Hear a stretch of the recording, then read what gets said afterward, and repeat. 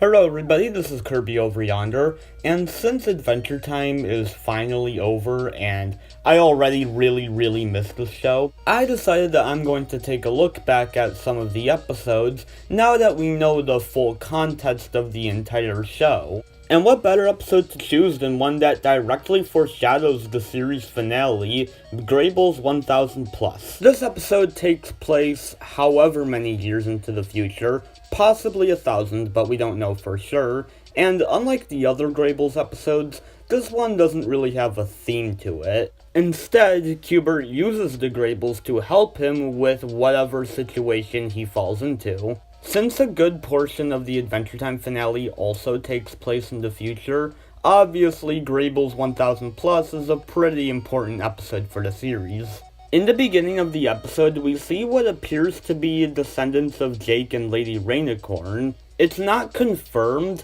however their eyes very much resemble Jake's, and they do speak Korean like Lady Rainicorn, so they're most likely descendants of Jake.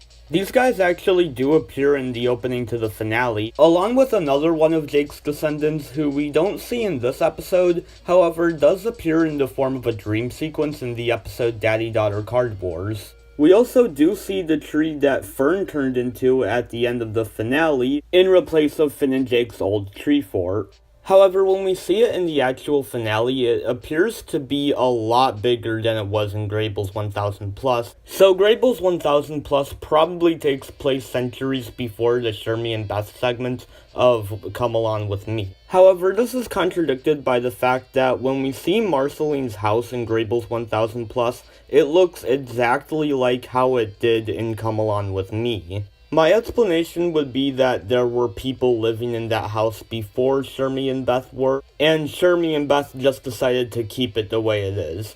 In Graybles 1000 Plus, we don't actually get to see the inside of Marceline's house, so this theory is very plausible. We also get to see a prize ball guardian, which also appeared in the finale. However, inside the prize ball guardian, we see Crunchy, who we now know is actually Cousin Chicle. I wonder how he ended up in the prize ball guardian, or how he even managed to survive this long. This episode also marks what I believe to be is the first appearance of the Ice Thing, who we now know is actually Gunther. However, here he doesn't have a body and is instead just a giant floating head. This poses some interesting questions.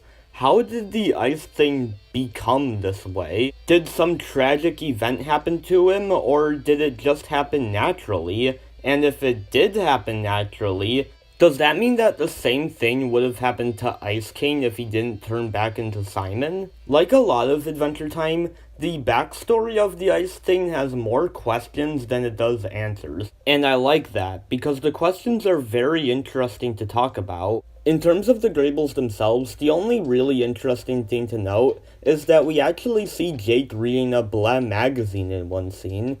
Pretty neat, but not super interesting. As far as my opinion on the episode itself goes, I wasn't too into it the first time I saw it because I just thought it was kind of weird and not too interesting. And while I still wouldn't call the episode one of my favorites or even my favorite Graybles episode, I actually do appreciate the episode now for foreshadowing a lot of the events of the finale, and the episode becomes a lot more interesting to look at. So that was my analysis of Graybles 1000 Plus.